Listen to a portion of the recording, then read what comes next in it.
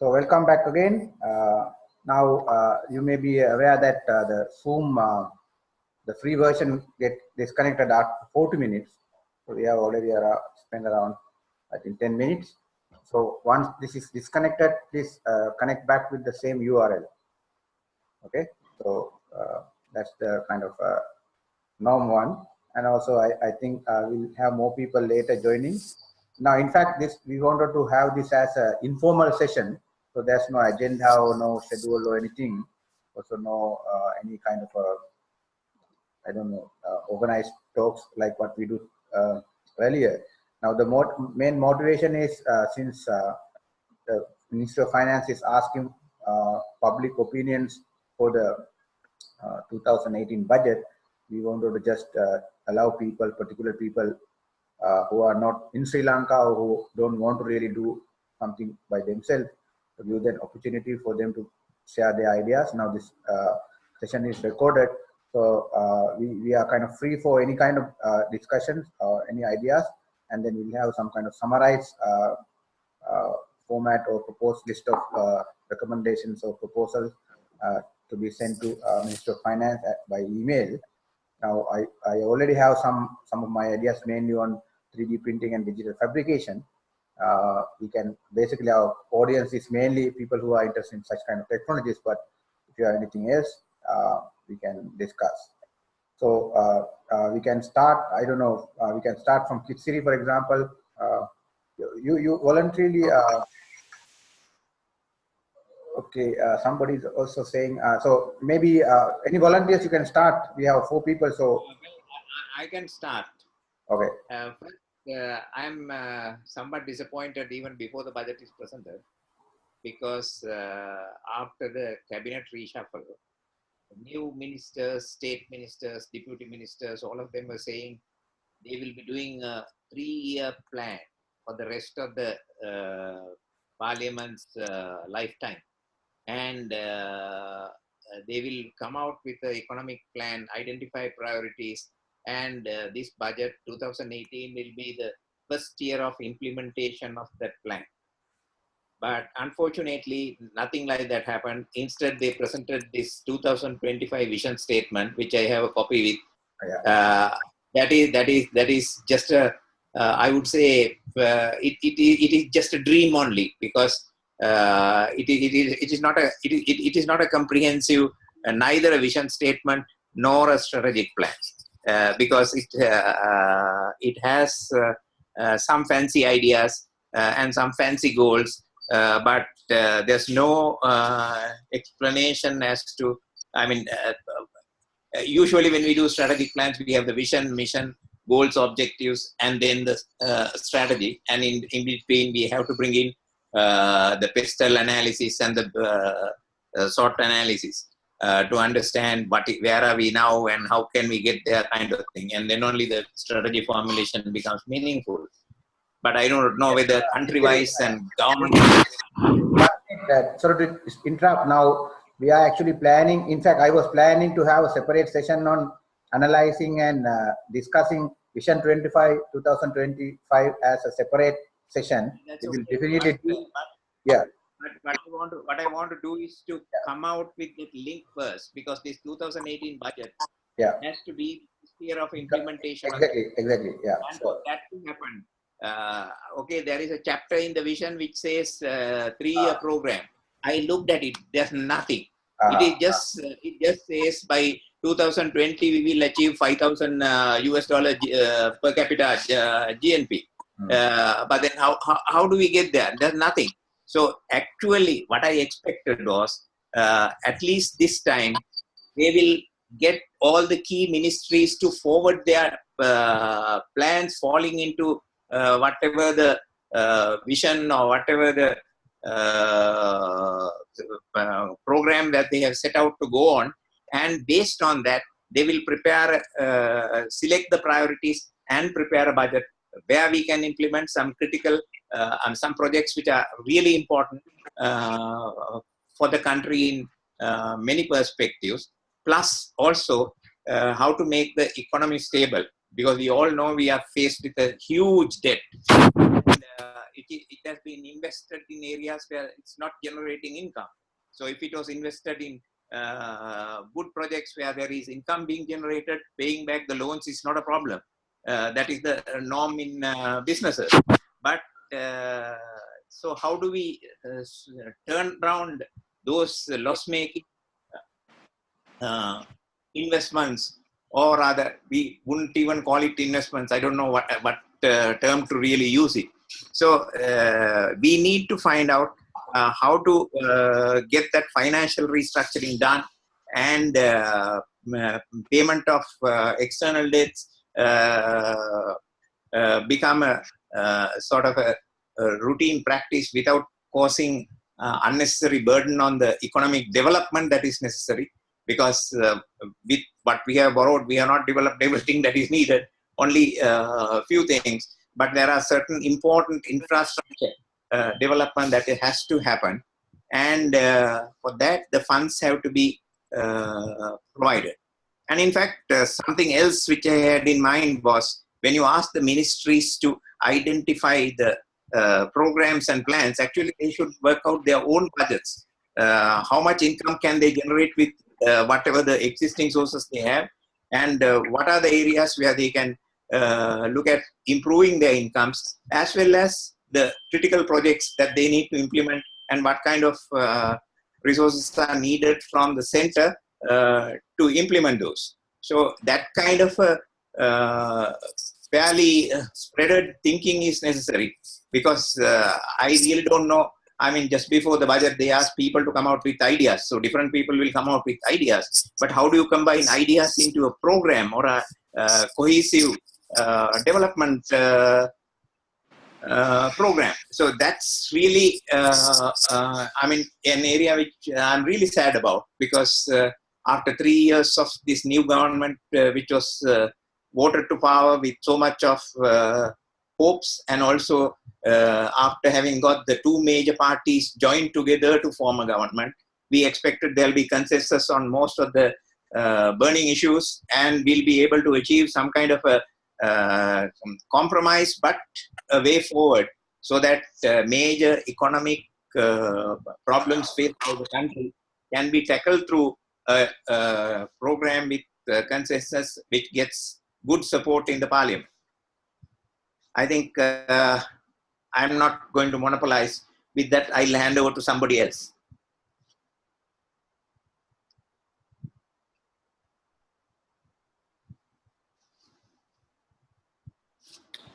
I mean, if you look at the UK, where I'm from originally, the creative industries are actually one of the only growing sectors where income is, and export income is generated for the country. And the creative industries are very broad. You know, I always get a little disheartened when everyone just talks about 3D printing, because there's so much more. Basically, a 3D printer doesn't make a designer.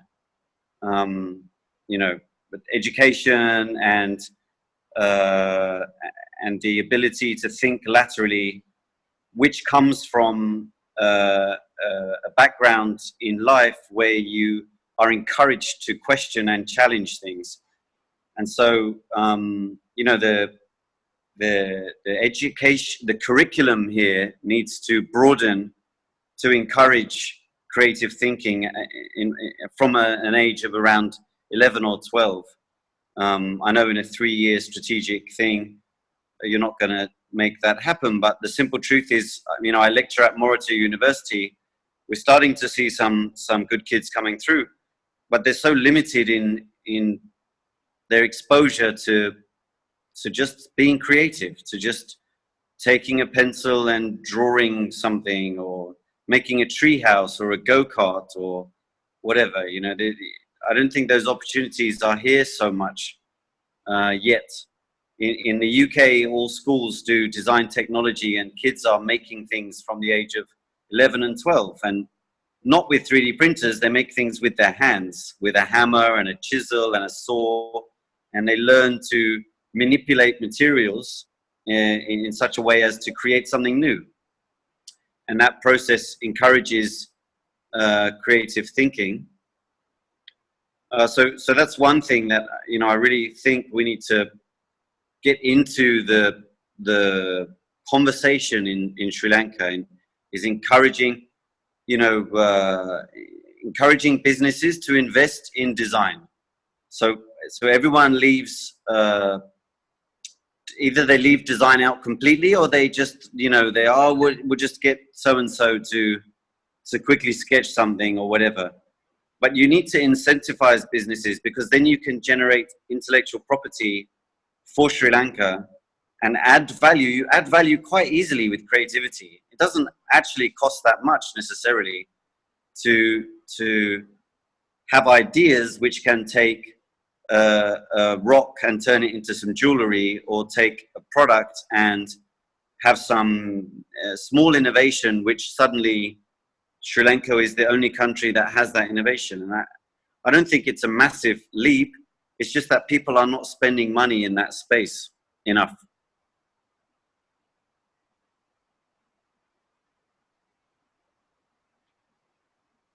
You're muted, by the way, Chaminda. I agree with Lee. I agree with Lee in what he said. Of course, this is a different aspect. Of course, it's not directly related to the current budget, like he said. So our topic was about the budget. That's why I talked about the 3-year program. So, but what is Lee pointing out is much longer than that. It should definitely be a part of the any future vision for the country, because Sri Lanka is rated very low on innovation and creativity. Probably our creative skills are in different fields, but not in industry. And like he very correctly said, even in the private sector, the companies are not really looking at big investments into innovation, and they're not prepared to take such risks. Probably they will try to look at some product development or something like that at a much lower level, and it's not really investment in innovation as such. And also being involved in education, I fully agree with what Lee says. Even the university students, even at postgraduate level, we don't find much creative thinking. Probably we have very creative politicians, but we are not very creative in anything else. Even our managers, the MBA students which we come across, they wait for the teachers to really teach them, rather than they are learning and on their own and coming back and asking questions, and probably ask difficult questions where we get into trouble, where we have to go back to libraries and refer to answer their questions. It doesn't happen really. And also I do supervise some dissertations, and there what I'm seeing is they're very reluctant to read new stuff and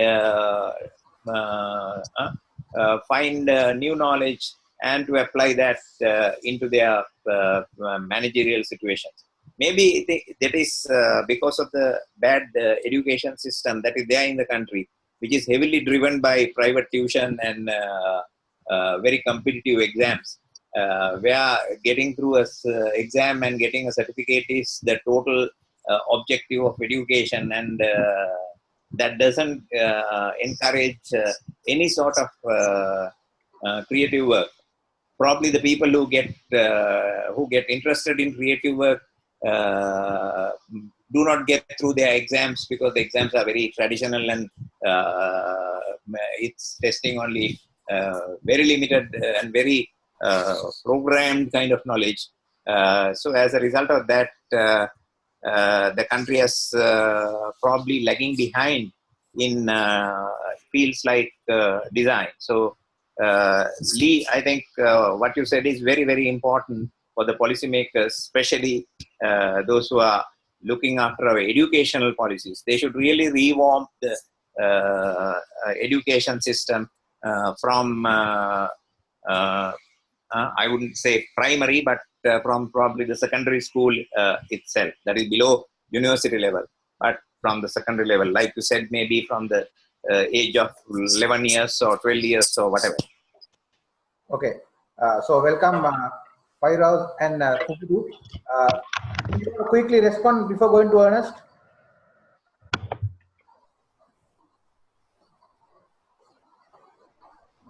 Okay, maybe we can continue with Ernest while I welcome Fairuz and Kubudu. Ernest, go ahead, please. Okay, Chaminda, I have been studying this budget proposals prepared by PricewaterhouseCoopers for years right now. Okay, and I have got even my personal friends working for this.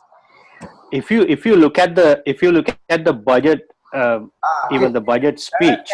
Can you introduce very quickly, because you are connected from not from Sri Lanka, so maybe there's some new guys. So.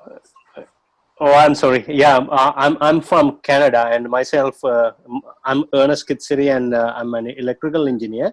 But I have been heavily working with the policymakers here in Canada on various projects. Okay, sorry. Go ahead. Okay, and so if you look at the budget, how they distribute and how they present this, you can see the only three major sectors still, like since 2009, you can see in macro level, you could see in the budget speech only three sectors: agriculture, industry, services. Agriculture forms about like 7.1%, and industry 27, like in 2016 it was 26.8, and services 56.6. First of all, we detailed descriptions of what industries they are talking about and what services they are talking about. So that's a major lacking. Like we can't find which sectors they get information from, and also like what type of services they are talking about.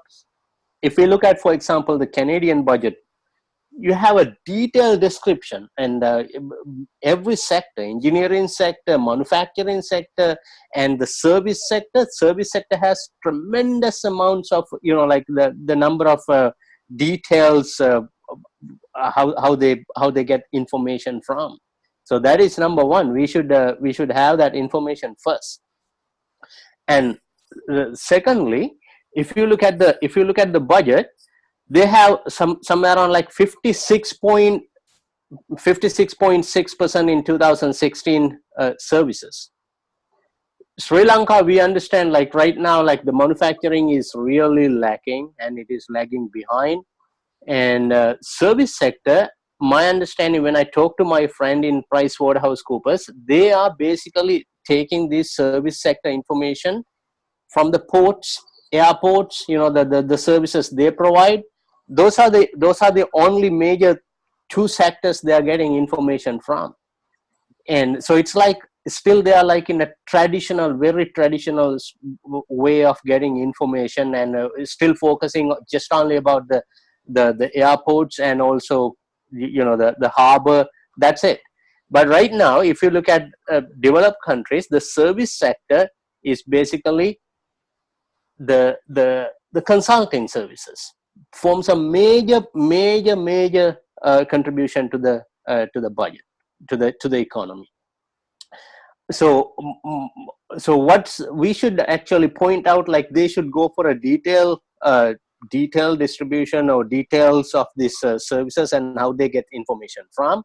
And the other thing, I still believe until we develop the manufacturing sector back again, service sector is the way to go.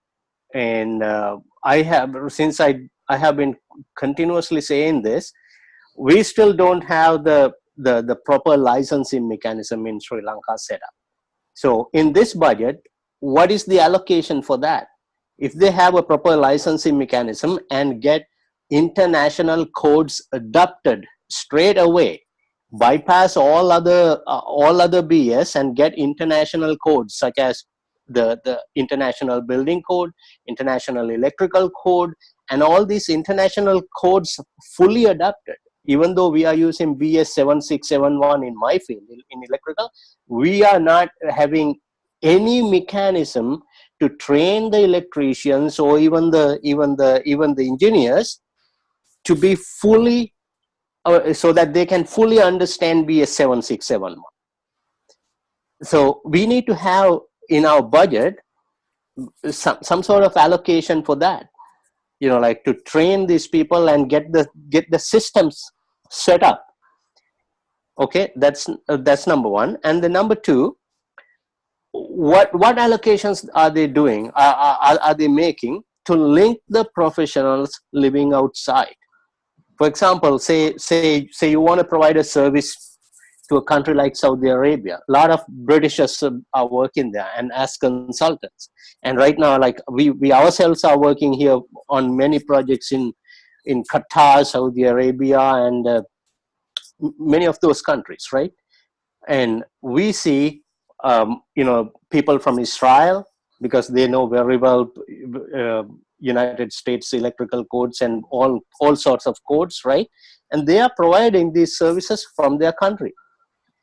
So what sort of allocation are they going to make in this budget to link these international professionals and to make setup in these countries, maybe UK, maybe Canada, United States, so that professionals in Sri Lanka have a direct relationship, or to get their ABC set up.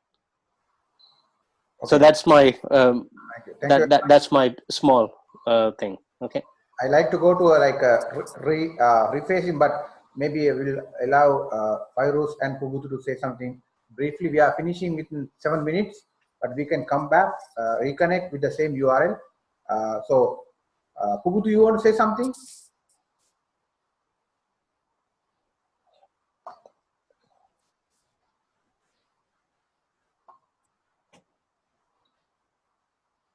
Hello. Yes, we hear you. Yeah. Yeah, I'm fine. I'm fine. For the moment, I have nothing, but it's very interesting discussion that going on, and I'm actually taking some notes. Okay. And Yeah, thank you very much for joining. Actually, Pubutu is leaving to US on her Fulbright fellowship day after tomorrow. So it's very, we are very happy that she's connected. Kesiri, if you are visiting Minnesota, you can maybe visit and meet Pubutu. She will be there for four months. Yeah. Okay. Fairuz, you can go ahead. Yes. In fact, my point is going to be very brief. That thinking of something new. It's not new actually. Can you a little bit lower your your video camera? Otherwise, you only see your bald head. Okay. I'm not prepared to attend the video conference. I thought it's just a audio part of Yeah, that's fine. And also my room is a little bit mess. Okay. Okay, go ahead. Some renovation. So I hope you can hear me very well. Yeah, sure. Right. So the government actually they have introduced some green concept like going into the giving some subsidies for the solar energy and all that, but seems to be not very large scale. Government should think green in terms of reducing pollution and also introducing more green energy, and also like we see these days deforestation is happening. So that has to be stopped, and should think some other way around. But we don't see much of improvement in terms of technology. There was some. They have to think fresh. Some people they were talking about recently. Some on a discussion about how Sigiriya is being built in many years ago without using any technology, and especially the tanks, the big tanks of most of the places in Sri Lanka. But we were not. I mean, even if we had to build something, we used to get down engineers and project consultants from outside country at a very high cost, and also millions and billions of rupees being spent. But how come the previously all these were achieved without any such investment? Maybe the duration may be long.